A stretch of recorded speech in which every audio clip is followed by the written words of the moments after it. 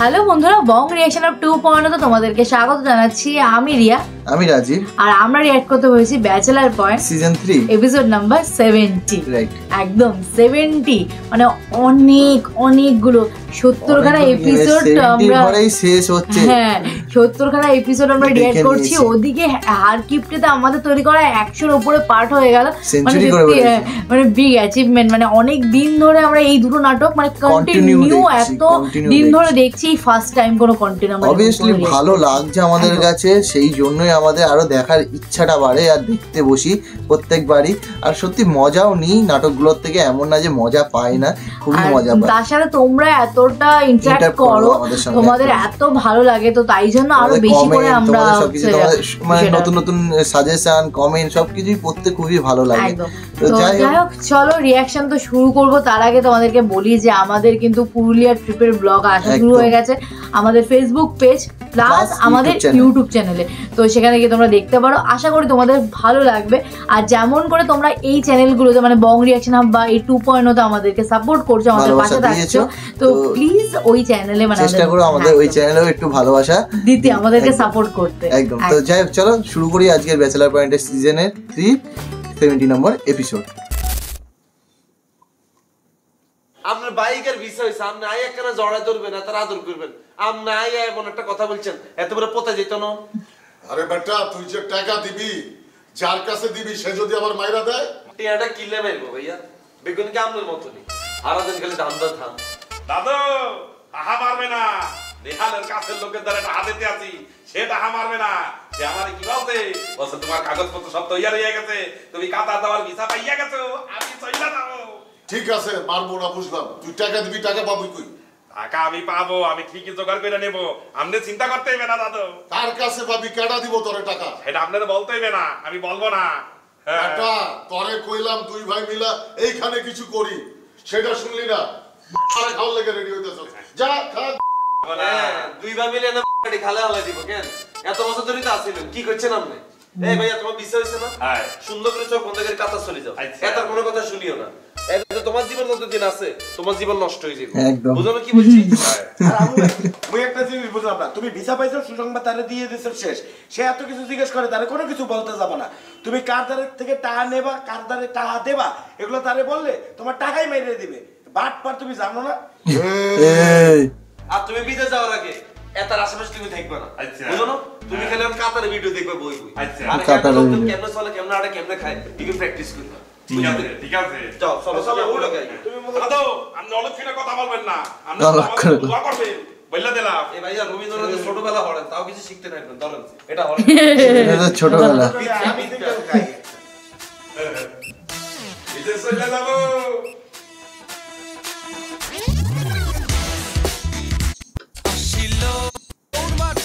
মানে মজা এবার হবে। পাশাপাশি কেউ পাত্তা দেয় না এখন। আসসালামু আলাইকুম কাকি। চাচি, আমি তো বিদেশ চলে যাইতে আছি, কাতারে চলে যাবো কাকি আমি। আলহামদুলিল্লাহ। দেখছো, আমি কইছিলাম না যে তোমার বিদেশ যাওয়া হইবই। ময় মুরব্বির দোয়া কামে লাগে, বুঝছো? আর কি আল্লাহর উপরে ভরসা করবা। কাকা কই? কাকা, এ কাকা। আরে কি হইছে, এত চিল্লা বললি কি? আরে আহো, এই যে কাকা আসসালামু আলাইকুম। কাকা আমার তো কাতারে যাও হইয়া যেতেছে, পিছা হইয়া গেছে আমার।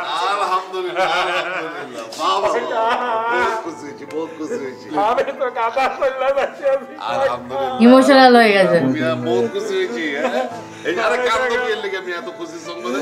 এই দেখো, শেষ তক আল্লাহ তাআলা কিন্তু তোমার দিকে ফিরা চাইছে।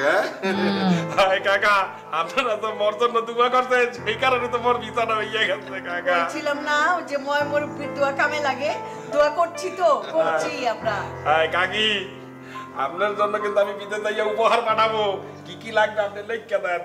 ওইটা কি আমার কই দেওয়ার লাগবে নাকি?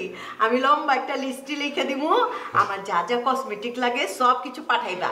আর তোমার এই যে কাকার চুলের লিগে একটা ক্রিম পাঠাইবা, যে ক্রিমটা মাখলে এই যে সাদা চুল। কাকার জন্য পাঠাবো কাকা, একটা দুইটা না 5-7টা পাঠাবো আপনার জন্য আমি কাকা। আমার লেগে পাঠাই দেবো না, তুমি মাইকা কালো করে আলো সবকিছু বুঝছো আর তোমার জিনিস মনে করো মাথায় দিয়া চুল কালো আর আগে দেখা যাবো যে চাঁদের উপরে যে কটা আছে সব পুড়ে গেছে আচ্ছা থাক তুমি এলা পুরাই থাকো কাকা কাকা আমি এখন চলে যাই আমার তো অনেক গোছাইতে হইবে কাপড় চোপড় গোছাইতে হইবে অনেক কাজ আছে তোমার তো অনেক এখন তাড়াহুড়া থাকবো শুনো এয়ারপোর্টে তুমি যেদিন যাইবা আমার বাড়িতে একবারে ভরপুর খানা পিনা কইরা আনন্দ কইরা তারপরে এখান থেকে রওনা হইবা ঠিক আছে তোমারে ফেয়ার অয়েল দিমু আমরা ফেয়ার অয়েল কাকি ভুলেই গেছে আপনি কিন্তু আমার জন্য দোয়া করবেন আর আমি বিদেশ যাইয়া কিন্তু প্রত্যেকদিন আপনাদের ফোন দেব ঠিক আছে তুমি ফোন না দিলে তো তোমার মেয়ে অনেক মিস করমু আপনিও কিন্তু আমারে দেবেন ফোন দিব দিব দিব নাবিলাকে বলবেন তার কি কি লাগবে সেটা না আমারে সব বলে আচ্ছা বেচারা খুশিতে আহারে মনের বাসনা পূর্ণ হয়েছে কতদিন পরে কি করছে ভিসা পাইয়ে গেল এখন ধর সে তো চলে যাবে এত কষ্ট করে সবকিছু ম্যানেজ করলো কিন্তু যদি এই ভিসাটা ডুপ্লিকেট হয় তাহলে তো বেটা আবার ধরা খাইবে বেটা আরে না ডুপ্লিকেট কিনলে হইব এই লিঙ্ক নেহাল দিছে না আর নেহাল কোনো ফাঁচুকে লিঙ্কিং দিত না এটা সমস্যা নেই আমি এটা চিন্তা করি না আমি চিন্তা করতেছে হয়েছে এই যে হাবুর যত টেঁয়াশা লাগতেছে ঠিকের কাছে এত টেঁয়াশা আছে অলরেডি মানুষের কাছে নিকে দাঁড় দানা করা শুরু করছে ঠিকারে যদি এখানে হেল্প করতে হইতাম তাহলে কিন্তু খুব ভালো হইতো মুইও সেটা চিন্তা করতে আছি যত যাই হোক তার এতদিনের শখ বিদেশে যাইবে তাহলে যদি মুইও একটু হেল্প করতে পারতাম মানে মুই তো কারো দ্বারা টাহাও চাইতে পারতেছি না আর মোর দ্বারা থাকলে তো মুই দিয়ে দিতাম বেটা আচ্ছা আম্মার তো কি চাইতাম না আমার কাছে চাইলে আমারা যদি কই যে আম্মা এত বিপদে হয়ে গেছে এই অবস্থা আপনি কিছু টিয়া হইসা দেন তাহলে খুব উপকার হইব আরে না না না আন্টির কাছ থেকে টাহা চাওয়া যাইবে না বোরান চুনা লাগানোর পরে এমনি আন্টির কাছ থেকে এক গাদা টাহা নেছো সেই টাহা এখনো শোধ করতে পারি না আন্টিরে এখন যাইয়া আবার হাবুর লেগে টাহা নেলে এটা ঠিক হইবে না আর হাবু যাইয়া দেখা যাবে কোন বাটপাড়ের পাল্লায় পড়ছে সব টাহা পয়সা মাইরে দেবে কোনো কিছুই করতে পারবে না পরে আন্টিরেও টাহা ফেরত দিতে পারবো না আন্টিরে মুখও দেখাইতে পারবো না আচ্ছা এটা উল্টাও তো হইতে পারে ফারা না সবসময় আমরা একই রকম চিন্তা করলে হতো না এমনও যেতে পারে হাবুর অল্প কিছু টিয়া দিলাম এই টিয়া লেগে পরে ক্যারিয়ার ঘুরে গেল হাবুর যে শেয়ানা হেতারকে ভাঙি খেতে ইতো না এই হাবু দর বিদেশ যায় যদি কঠোর পরিশ্রম করে এই পরিশ্রম যে এত পুরো কাতার আওলায় দিব এতদিন ধরে এত শক্তি সঞ্চয় করছে অন্ত যায় মনে করে এত দাঁত কেমন পড়ি থাকবে এনে তারপরে দেখবি হাবু দেশে আইতো না তুই চাইস এটা আমারে কই হাবুলের টিয়া হয়েছে ম্যানেজ করে এটা খুব ভালো হইব কইতাম নি আর আমার যদি পুরো টাকা নাও দেয় আমার তুন কিছু টিয়া লইম তুই তোর আব্বা তুন কিছু টিয়া লইবি হাবু ভাইয়ের কথা কই সমস্যা কি বেড়া এই আশা লইয়ে বইয়ে থাও বেড়া যদি মোর বাপের দ্বারে ফোন করে বলি আব্বা মুই বিদেশ যাব মোরে কিছু টাহা পাঠাও মোরেই পাঠাইবে না আর কোনখানকার কোন হাবু তারে টাহা দেবে সেন তুই মোর বাপরে আচ্ছা তোর বাপে গিয়ে রুম কা সাই কসেন এত জায়গা জমি গুলি কি কবরে নিয়ে যাইবে বেড়া মোর বাপের দোষ না বেড়া মুই ছোট থেকে মোর বাপরে যেই অত্যাচার করছি বেড়া সে মোরে বিশ্বাস করবে কা মুই বেটা স্কুলে পড়াকালীন স্কুলের বেতন মাইরে দিছি প্রাইভেট পড়তে গেছি স্যারের টাকা মাইরে দিছি মুই মোর বাপের কোন পাঞ্জাবির পকেটে কোন টাকা পয়সাই রাখতে দিতাম না মুই মোর বাপের কিভাবে নিজের প্রশংসা করছে দেবে কে সি তোর শৈশব কৈশোর তো পুরো শেষটা ছোটের মধ্যে না কিলে তুই আর শৈশব কৈশোরটা দেখ আব্বা আমারে যেটা বলছে আমি মনোযোগ দিয়ে এটা শুনছি আর ক্যারিয়ার নাই গোছালে সেটা নেই বরং সোর দেখলে পুরা গোষ্ঠী মিলে সোর হেঁটে যেতাম সমাজের মধ্যে কোনো সোর থাকতে দিত না কি সোর থাকবে নিজে তো চড়ি ছিল তুই আর শিমুল মিললে পিটাইতি না কি কিছু না আন্দাজি কথা বলিস না বুঝে গেছে আমগো বংশের ভিতরে কেউ সোর দেখতে পারে না তোর ভাগ্য ভালো তুই কথাটা আমার লগে এখন শেয়ার করছিস যদি শুরুর দিকে শেয়ার করতি তোর লগে জীবনে বন্ধুত্ব করতাম না আর আম্মা অল টাইম আমারে বলে জীবনে যাই করো নাই করো কোনো সোর বাটপাড়ার লগে মিশন যাইত না সোরন যাইত না জীবন আর মোর আব্বা মোরে শিখাইয়ে দিয়েছে জীবনে চলার পথে তুমি তোমার মতো মানুষ খুঁজে নিয়ে তার সাথে চলবা তাহলে তো তোর পাশা লোকে মিশে উঠে গেছিল বন্ধু হ্যাঁ আর তুই কিন্তু একই রকম খেয়াল করিস চাবি লাগাই বললো কত এইটা দারুণ লেগেছে ছিল পাশে বাইরে এইটা করলো আবার আছে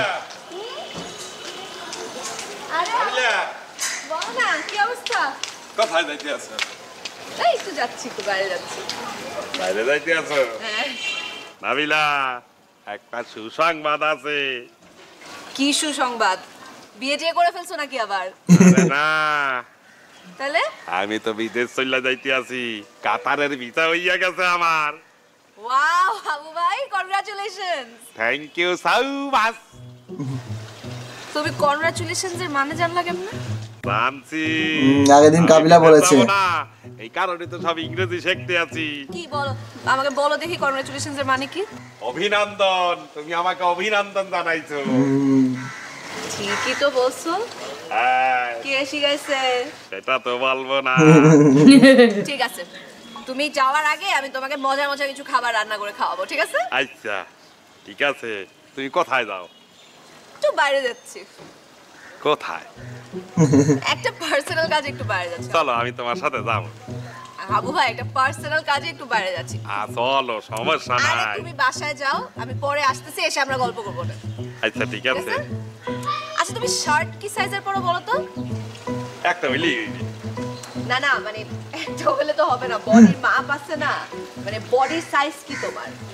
তুমি বড়টা নিয়ে আইছো, বড়টা। না, আমার মনে হয় তোমার ট্রিপল এক্সেল। এক্সেল টেক্সেল লাগবে না, তুমি আমার জন্য বড় সাইজের একটা নিয়ে আইছো। আচ্ছা ঠিক আছে। আচ্ছা ঠিক মাপ আছে। জানে না হয়তো ভাই। এই কি আমাকে উপহার দেবা? হ্যাঁ, চলে যাওয়ার আগে একটা উপহার দিতে হবে না? শোনো, আমি বিদেশ যাওয়ার পরে কিন্তু তোমার অনেকগুলো উপহার পাঠাবো। আচ্ছা ঠিক আছে, পাঠাও। চলো এবার যাই। যাও, তুমি বাসায় যাও, আমি তারপর আসতেছি। বাসায় যাবো? হ্যাঁ তুমি বাসায় যাও, আমি আসতেছি। আচ্ছা ঠিক আছে। ঠিক আছে, বাই বাই। দাদু, আমাদের আম্মার যে জমিটা ছিল না, এই জমিটা গ্রামের একজন প্রভাবশালীর দ্বারে বন্ধক রেখে টাকা নিয়ে এসেছে। আরে আমার কথা কসলে?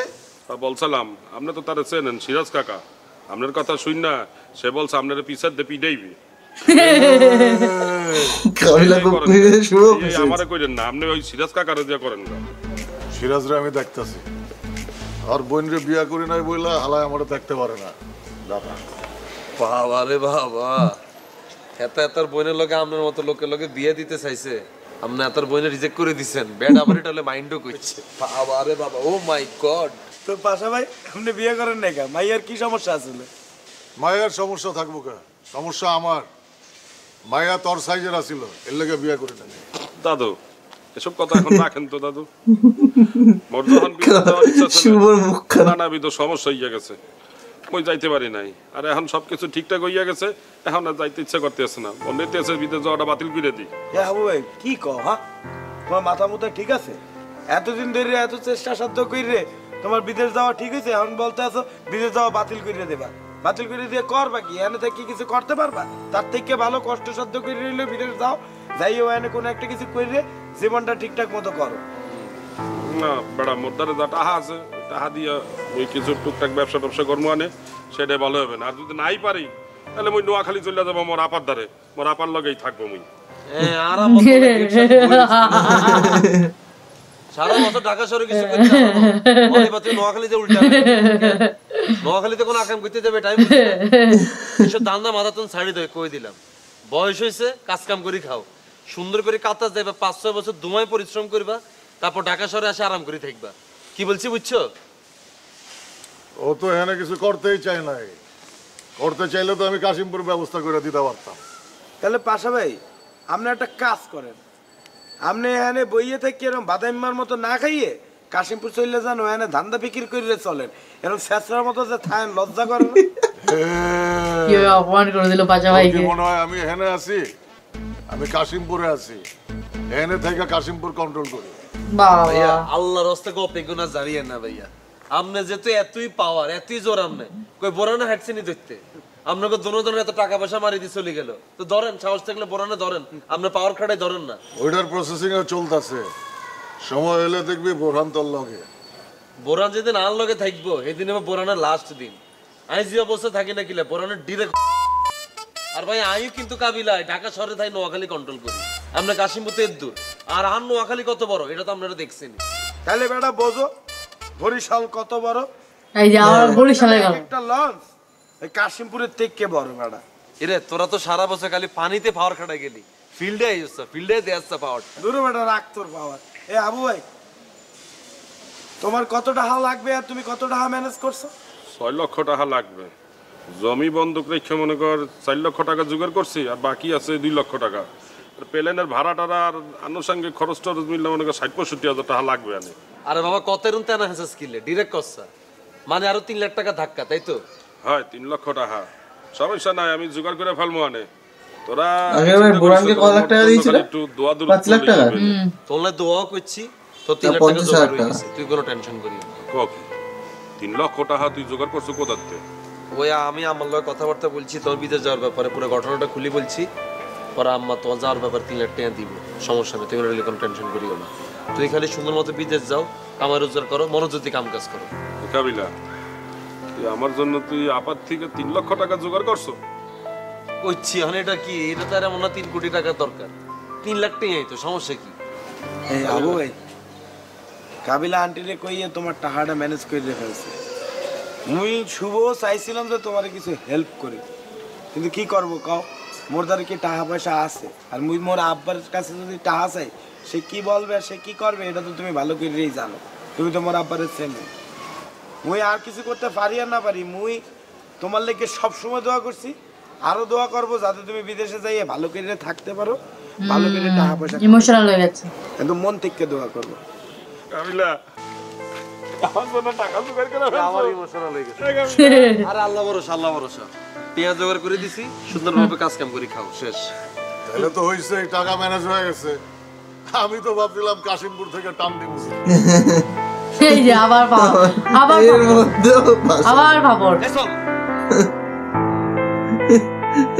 এর মধ্যে পাশা ভাই সত্যিকার এই ইমোশনাল সিন চলছিল, হাসি দিল একটুখানি।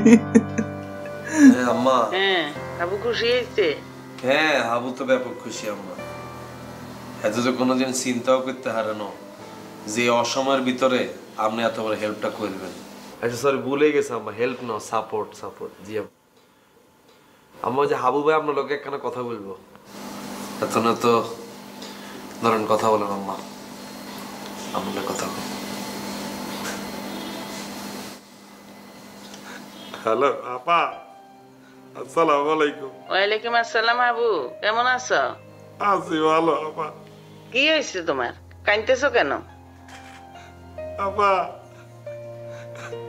আপনি আমার যে উপকার করছেন আপা, আপনি আমার জন্য এতগুলো টাকা দিয়েছেন, খুব খুশি হয়েছে আপা। আমি এই কথা জীবনও বলবো না আপা।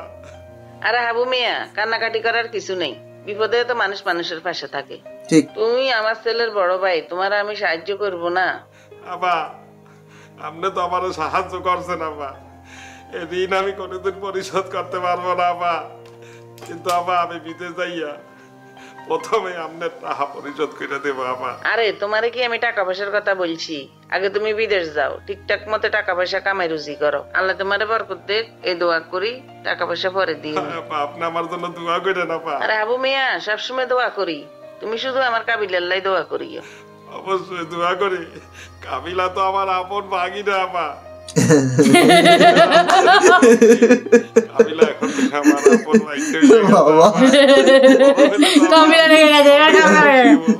আবু মিয়া, কান্নাকাটি করিও না, আল্লাহ তোমার কামাই রুজির বরকত দেখ, এই দোয়া করি, ভালো থেকো, ফোন দিও। অবশ্যই আপা, আমি প্রত্যেকদিন আপনারা ফোন দেবো আপা, আমি বিদেশ পৌঁছাইয়াই আপনার। আচ্ছা ঠিক আছে আবু মিয়া, ফোন দিও, ভালো থেকো। আসসালামু আলাইকুম আপা। ওয়ালাইকুম আসসালাম। ঠিক আছে আম্মা, আপনি ঘুমায় পড়েন। আমি তো বিদেশ চলে যাইতে আছি তোমার। মানে নাটকটা সত্যিকারে এত সুন্দর। কাবিলা ইমোশনাল হয়ে গেছিল, কিন্তু কাবিলা বাগিনের কথা শুনে কাবিলার মাথাটা পট করে গরম হয়ে গেছে। যাই হোক, মানে সত্যি নাটকটা খুব সুন্দর। আমরা জানিও যে এরপরে হাউবাই যেতে পারবে না, কিন্তু ইমোশনাল ফেসটা দেখতে, মানে ইমোশনাল সিনটা দেখছি, তারপরেও মানে একটা কোথাও যেন মনের ভেতরে হ্যাঁ একটা ইমোশনাল, যে এতদিন ধরে যে মানুষটা ওদের সঙ্গে এরকম হাসি মজা করে থাকতো সেই মানুষটা ছেড়ে চলে যাবে। হ্যাঁ, সেটা তো যাবে না, সেটা আমরা জানি, সেটা পরের কথা, বাট এখন তো যেটা দেখছি সেটার সঙ্গে রিলেট করতে পারছি। হ্যাঁ, ইমোশনাল একটা ফেস চলছে সত্যি, সবার সাথে খুব অ্যাটাচমেন্ট হাবু ভাইয়ার, তো ওই জন্য ভালো লাগছে দেখতে জায়গাটা। তো যাক, চলো দেখা হবে নেক্সট ভিডিওতে, ততক্ষণের জন্য টাটা।